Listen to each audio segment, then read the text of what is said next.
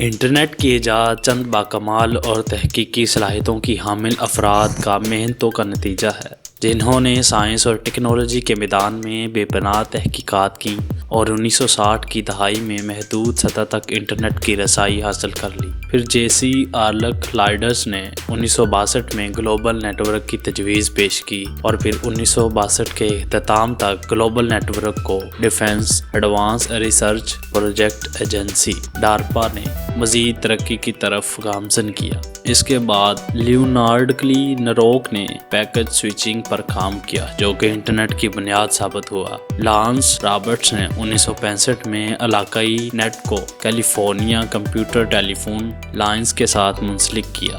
1968 میں مزید ٹیڈ کینیڈی کی محنت سے ایک BBN کمپنی نے انٹرفیس میسج پروسیسر کے ذریعے کامیاب ٹیلی گرام بھیجا۔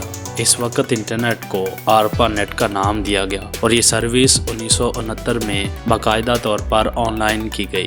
یہ سروس ابتدا میں BBN کمپنی اور دیگر سائنسدانوں کے زیر نگرانی رہی۔ پھر اس کے بعد 1971 میں انٹرنیٹ کے لیے مختلف شخصیات نے اپنی اپنی خدمات پیش کی۔ تاریخ میں سب سے پہلے چارلی کلائن نے انٹرنیٹ استعمال کیا۔ ابتدا میں انٹرنیٹ کو صرف اور صرف ماہرین کمپیوٹر انجینئر، سائنسدان اور لائبریرین استعمال کرنا جانتے تھے، لیکن بعد میں بتدریج انٹرنیٹ تک لوگوں نے رسائی حاصل کرنا شروع کر دی، کیونکہ پہلے انٹرنیٹ زیادہ تر دوستانہ یا تفریح آمیز نہیں تھا۔ صرف پیشہ ور افراد ہی اپنے پیشے کے متعلق معلومات حاصل کرتے تھے۔ 1972 میں ہی آرپا نیٹ کی جانب سے ای میل میں پیش رفت حاصل ہوئی اور ٹیلی ٹائپ کے لیے ایٹ کی علامت تجویز کی گئی۔ پھر آہستہ آہستہ تقریباً 1972 کے بعد جنوبی مغربی ریاستوں، مڈل اٹلانٹک اسٹیٹس اور برطانیہ میں نیشنل نیٹ ورک عروج پر تھا۔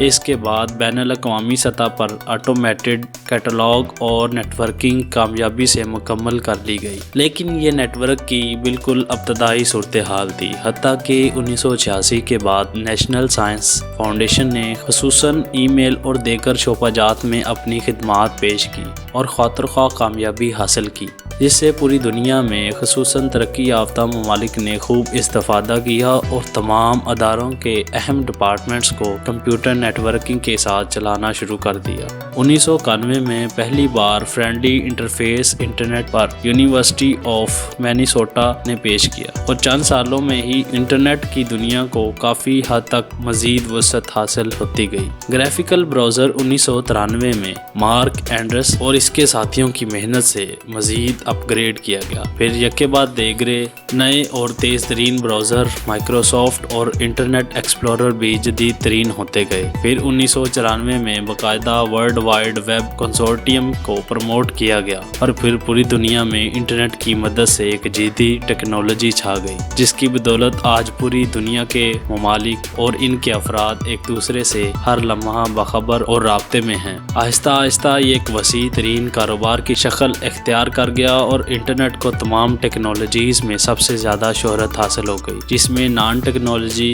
کمیونٹیز، سوشل نیٹ ورکنگ اور کولیبریٹیو سروسز نے خاطر خواہ ترقی کر لی اور لوگوں کے رجحانات فیس بک، ٹویٹر، لنکڈ ان، یوٹیوب، فلکر، اسٹیٹ لائف اور وکیز کی طرف بڑھ گئے اور دنیا تیز ترین مواصلاتی اور معاشی روابط میں ترقی کرتی گئی۔ انٹرنیٹ ہی کی بدولت پوری دنیا ایک ایسا سماجی معاشرہ دکھائی دیتی ہے جو ہر وقت ایک دوسرے سے باخبر اور ایک دوسرے کے جذبات کو محسوس کر سکتے ہیں۔ دوستو، اگر آپ کو ویڈیو پسند آئی ہے تو ہماری ویڈیو کو شیئر کریں اور ہمارے اس چینل کو سبسکرائب کریں۔